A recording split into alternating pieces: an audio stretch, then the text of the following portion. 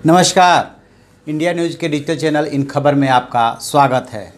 प्रधानमंत्री नरेंद्र मोदी प्रचंड बहुमत हासिल करने के बाद बीजेपी और एनडीए संसदीय दल की बैठक में आज एक अलग रूप में नज़र आ रहे थे।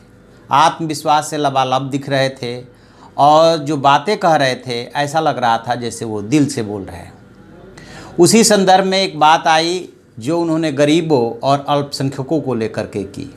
उन्होंने कहा कि 2014 में जो बहुमत मिला था उसके बाद यहीं पे संकल्प लिया था इसी सेंट्रल हॉल में कि गरीबों के लिए काम करूंगा। उसमें उन्होंने महात्मा गांधी, दीनदयाल उपाध्याय, राम मनोहर लोहिया का नाम लिया कि जब आप कोई डिसीजन लेते हैं और थोड़ी भी दुविधा हो रही हो तो कतार में अंतिम पंक्ति में खड़े उस व्यक्ति को ध्यान कीजिएगा तो आपको डिसीजन लेने में आसानी हो जाएगी। कहने का मतलब ये था कि हमारा काम पंक्ति में अंतिम छोर पे खड़े व्यक्ति के लिए होना चाहिए, इसके मद्देनज़र कोई डिसीजन होना चाहिए। साथ में उन्होंने संदर्भ ये भी दिया कि अभी तक जब गरीबों के साथ जो छल किया गया था उसमें हमें छेद करना है। लेकिन इसके आगे जो उन्होंने बातें बोली वो गौर करने लायक है और वो थी अल्पसंख्यकों के संदर्भ में।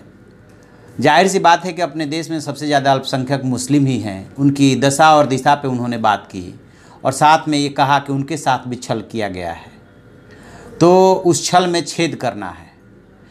तो अब सवाल ये उठता है कि क्या दोबारा प्रचंड बहुमत से प्रधानमंत्री बनने के बाद मोदी जी मुस्लिमों की दशा और दिशा बदलने के लिए कुछ अलग काम करेंगे, कुछ करके दिखाएंगे। पहला नारा उन्होंने सबका साथ सबका विकास का दिया था।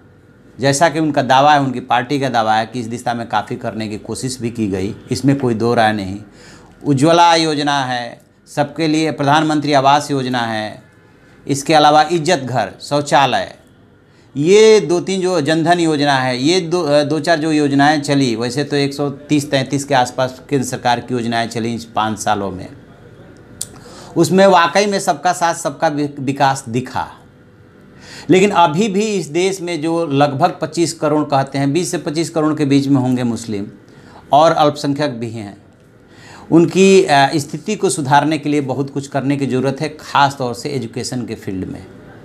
माना ये जा रहा है कि 2019 के चुनाव में बीजेपी और पीएम मोदी को किसी एक जाति और मजहब का वोट नहीं मिला है, बल्कि 3 तलाक डिसीजन के बाद, 3 तलाक के संदर्भ में जो उन्होंने डिसीजन किया था उसके बाद पॉकेट में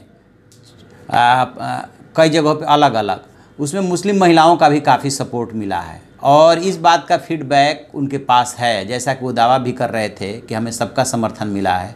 एक बड़ी महत्वपूर्ण उन्होंने बात कही, वो ये कही कि जिन्होंने हमें विश्वास व्यक्त किया या जिन्होंने किया था या जिन्होंने नहीं किया या जो करेंगे, हम सबके लिए काम करेंगे। ये बहुत महत्वपूर्ण है। बिल्कुल अलग अंदाज में नज़र आ रहे थे। ये बात अलग है कि जब काम और व्यवहार, यानी कि जब सैद्धांतिक रूप से आप बात करते हैं और जब उसे ज़मीन पे उतारने की बारी आती है तो बहुत सारे उसमें फैक्टर्स काम करते हैं। कई बार राजनीतिक मजबूरियां भी काम करती है, कई बार आपका कोर वोटर ध्यान आता है कि कहीं इससे नाराज़गी तो नहीं बढ़ जाएगी उनमें।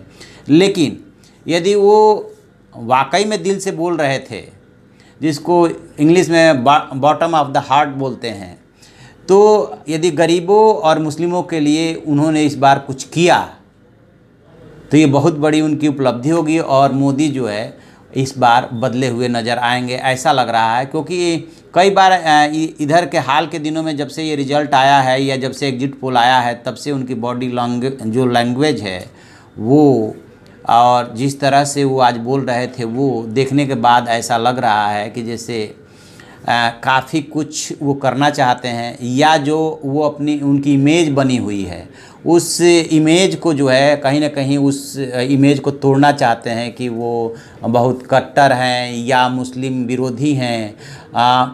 पिछले दिनों भी जब चुनाव की अभी प्रक्रिया नहीं शुरू हुई थी तब भी वो मुस्लिमों के कई कार्यक्रमों में गए थे और कहीं ना कहीं उनकी दिल जीतने की कोशिश कर रहे हैं। अभी भी जो बात कर रहे थे वो कह रहे थे कि ये जो 2019 का चुनाव है वो दिल जोड़ने वाला था, दिल जीतने वाला था, हमें सबका दिल जीतना है। देखते हैं कितना दिल जीत पाते हैं। लेकिन जो मुस्लिमों में एक तरह से भय है, आशंका है, सभी अल्पसंख्यकों की बात नहीं करता, ख़ास तौर से मुस्लिमों में वो भय और आशंका का निवारण किया जाना बहुत ज़रूरी है।